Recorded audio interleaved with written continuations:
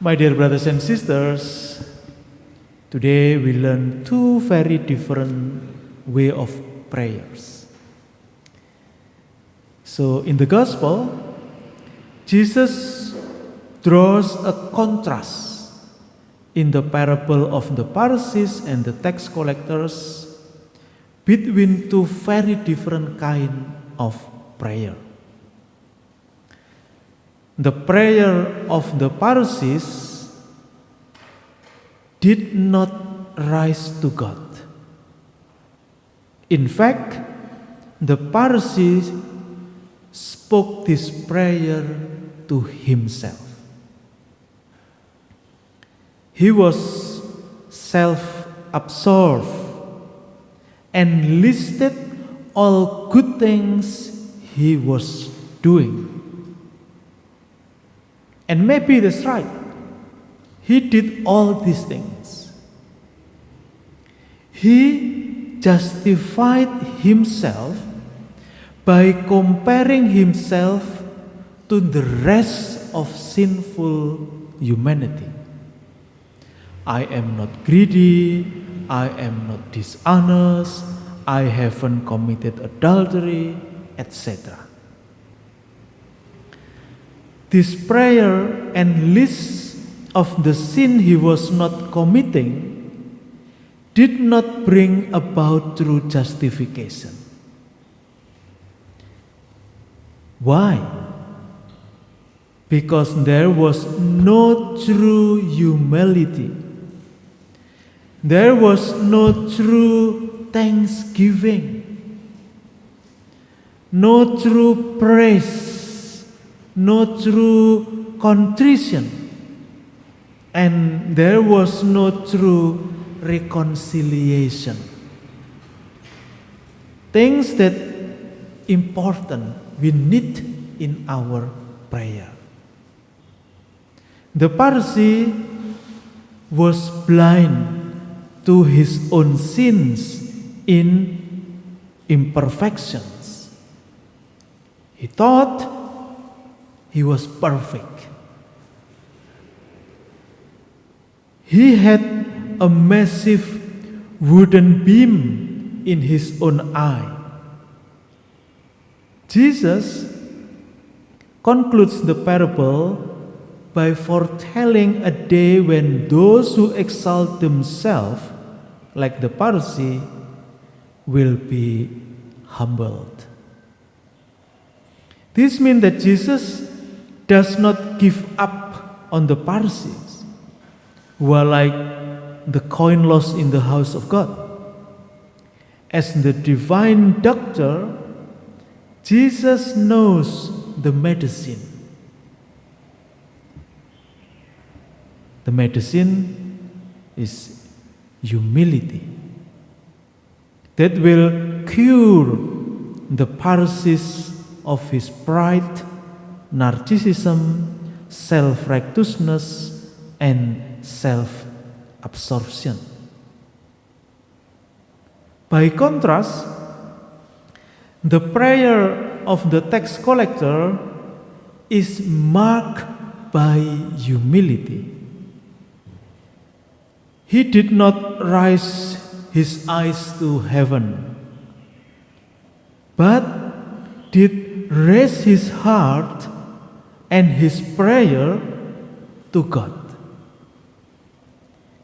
His prayer was simple. No list of good things,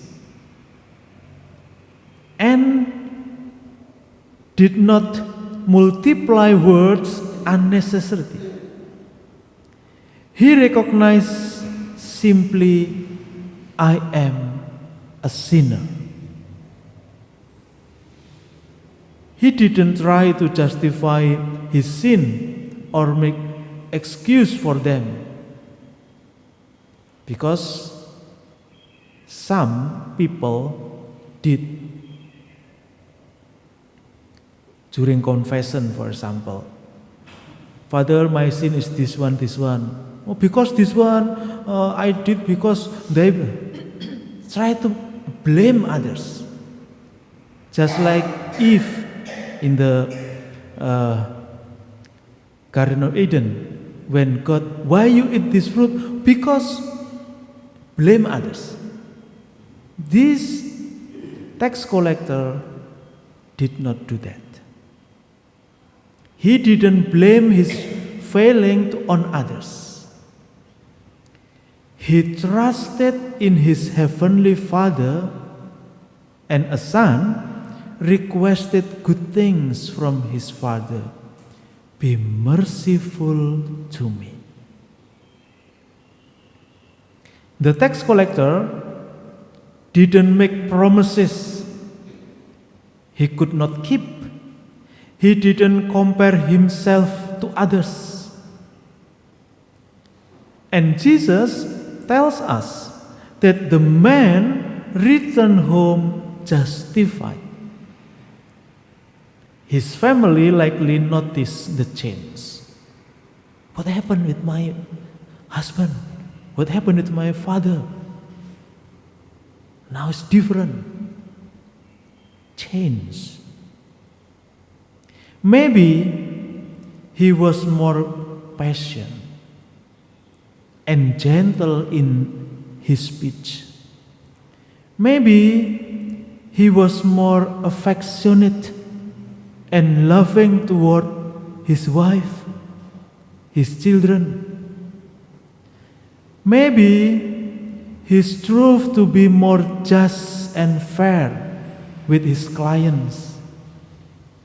In any case, by humbling himself before God in prayer, he was transformed and justified by God's merciful grace. Something we need in our repentance. In today's first reading from the prophet Hosea, we are invited to return to the Lord. It is a call to repentance. Prophet Hosea revealed what was needed for national restoration.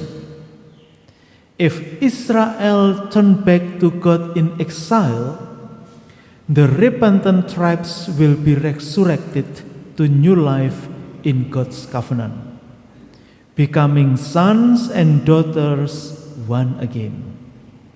So, the hope of Israel resurrection to life on third day anticipates Jesus' resurrection on the third day. So, Hosea teaches that God wills us to imitate Him and live love and mercy more than offer Him animal sacrifices. So the question for us, when is our last confession? When we the last time do the confession? Everyone different. Some manage to have regularly every month, every 2 weeks, every week. Some maybe just follow church teaching at least one a year. Some forget already when the last time to do confession. So let's ask ourselves when, and then we prepare to do confession. Then, how do we act the first couple hours or the first few days after a good confession in the sacrament of reconciliation? How do we act? Do we kind? Do we generous? Do we patient? Does my heart lift up more readily and frequently to God in prayer? Can I see visible manifestation of invisible grace? We call it the fruit of the Holy Spirit, like peace in our life. Let's make this short reflection today.